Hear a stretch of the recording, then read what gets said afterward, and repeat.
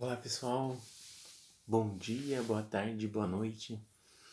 Esse é o canal Conversa de Professor. Meu nome é Davi Vinícius, sou professor de Sociologia na Rede Estadual de Ensino, na cidade de Osasco, e também professor de História em cursinho pré-vestibular.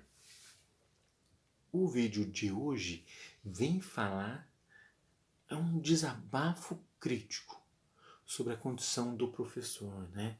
Que temos passado nessa quarentena. Eu creio que isso aponta para muito mais do que condições individuais, aponta se queremos realmente ou não uma mudança educativa no país. Vou falar de dois âmbitos, de maneira bem resumida e reflexiva: particular e o público. O público, especificamente o Estado, né? O Estado de São Paulo. Nós temos nas escolas particulares um fenômeno chamado desconsidere pandemia. Muitos professores de escolas de elite, que eu sei não vou citar os nomes, e de outras escolas particulares, estão mantendo seu cronograma. Professores do ensino fundamental 1 tendo 5 horas por dia com as suas crianças, de primeiro a quinto ano. Do fundamental 2, ensino médio, seguindo a grade horária. O aluno acorda cedo, pá, loga, começa a aula. Isso simboliza e ensina uma coisa. Primeiro, a escola está preocupada com seu lucro e entregar um produto, não com a educação.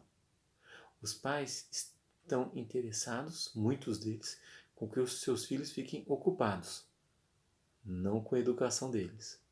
Por quê? Se a escola estivesse interessada na educação, ia dizer: estamos em pandemia. O contexto é de pandemia. Portanto, muito mais que ofertar conteúdo, mas significados. A família é muito mais do que querer que seu filho fique ocupado, suas crianças principalmente, já que alfabetizar não é fácil, acompanhar nos estudos não é fácil. A família abre mão disso, de estar junto, para que fique lá na frente da tela, mesmo que não seja significante. É o momento de aprender com crise. Isso é um momento único que faz nós amadurecermos, é passar por crise. Às vezes uma briga em um relacionamento esboça a resolução de uma crise. Um vulcão em erupção nada mais é do que um vulcão se resolvendo, né? Jogando as lavas para cima. Percebam bem, muito mais que horas na frente do celular ou do computador que seu filho ficará vendo coisas sem sentido, é entender que essa quarentena é o momento da família talvez estar junto e resolver as suas crises. De entender, por um outro lado, o problema do professor. Está se esforçando lá. Nem foi preparado para isso, mas é o escravo youtuber que muitos têm que gravar uma aula, enviar, aí a escola edita, reenvia, entende? Ou faz lives e lives. E, entende? A profissão é mais que isso. Ela tem significado, muito mais que passar conteúdo. Então, o empresário entende que ele quer o lucro. E a família fugir de resolver um problema. Inicialmente. E na escola pública? Na escola pública acontece o que, gente? Na escola pública, no estado de São Paulo, o governo adianta férias e recesso, sob os seguintes argumentos entendíveis. Precisamos criar formas e uma estrutura para os alunos terem aula à distância e precisamos, portanto, nos reorganizar do ponto de vista de como essas aulas acontecerão, não apenas a tecnologia, mas como a gente vai organizar isso. Beleza? O sindicato está nas lives, está nas aulas, está conversando com o professorado. Olha que pessoa simpática. Mas, fora essa aparência, vamos começar a ir além? Ele diz que nenhum aluno pode ficar para trás. Beleza, muito bem. Nenhum aluno pode ficar para trás. Ninguém fica para trás. Mas Ele diz que não é bom períodos longos sem relações educativas. Concordo. Ele passa alguns artigos, contudo, ele não faz uma reflexão. Nos países temperados, dito países centrais, Europa e Estados Unidos, por exemplo, as férias são no verão. Vai final de junho até final de agosto, né? Férias longas. Compare conosco o rendimento desses locais com o do estado de São Paulo. Ou de um exemplo específico, né? Estado de Massachusetts, nos Estados Unidos, estado de São Paulo. Lá tem uma férias muito maior. Tem 180 dias letivos. Nós temos 200. O rendimento deles é muitas vezes melhor. Nós teremos um vídeo só sobre isso, tá bom? Então, ele não está preocupado com a aprendizagem. Isso é uma falácia. De verdade, não está. Porque São Paulo tem o piso. Ele recebe o mínimo que um professor tem que ganhar. 2.850, que aumentou esse ano. Ele não paga mais, ele não reajusta. Faz o quê? 7 anos? Que não tem aumento. É só reajusta o básico, que a lei federal impõe.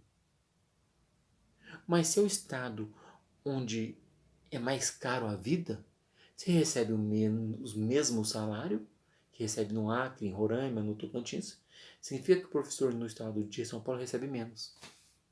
Por que aqui tem tantas aulas vagas? Por que tão poucos professores jovens? Porque não é uma profissão atrativa. Então veja, do ponto de vista prático, o salário é horrível. Paga o mínimo possível.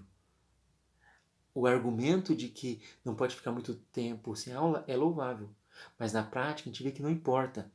Porque não quer investir para que o tempo que esteja em aula seja significativo. E agora na quarentena? O professor vai ter que fazer uma coisa. Não dá para ele ficar sem fazer nada. Mas ficar como na parte particular também é errado. Porque não vai aprender. Aliás, para muitos vai só ligar o celular, o aluno vai ligar o celular e meter o pé, como eles mesmos dizem. Precisa ser significativo antes de tudo. E para isso também o professor precisa ser honrado. Mas o que o governo fez este ano? Diminuiu 5 minutos por aula, aumentando, portanto, uma aula por dia. O professor está dando aulas a mais e recebendo menos. Ficando mais tempo na escola para receber a mesma coisa. Só que se ele está trabalhando mais na escola, ele está recebendo menos. Entende?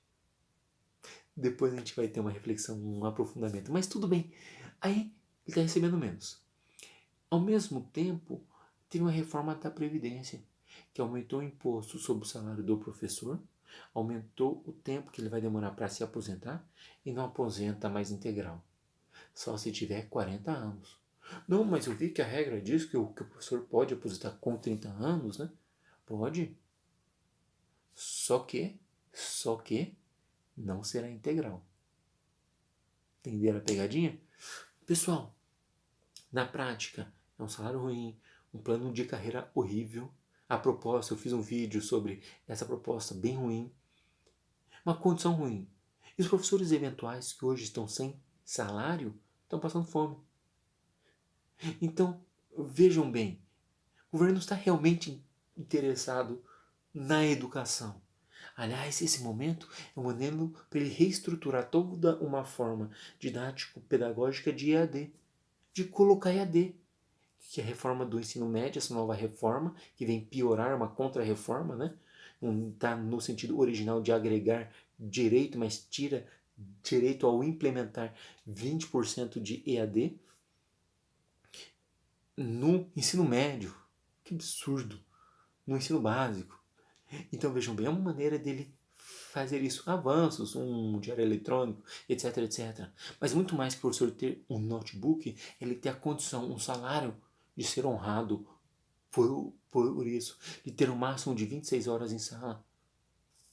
Para terminar, professores de particular, professores da rede estadual, nós temos que dar um basta. E agora com o apoio da família. Se essa profissão não for valorizada, agora, na pandemia que está mostrando a sua importância, vai demorar para ser. Agora, nossa, precisamos de professores, precisamos de médicos, precisamos. Mas e aí? Tem que investir. Tem que investir. E no médio prazo, os resultados virão. Pessoal, vamos ser radicais em nossas atitudes. Um grande abraço, continuaremos as reflexões.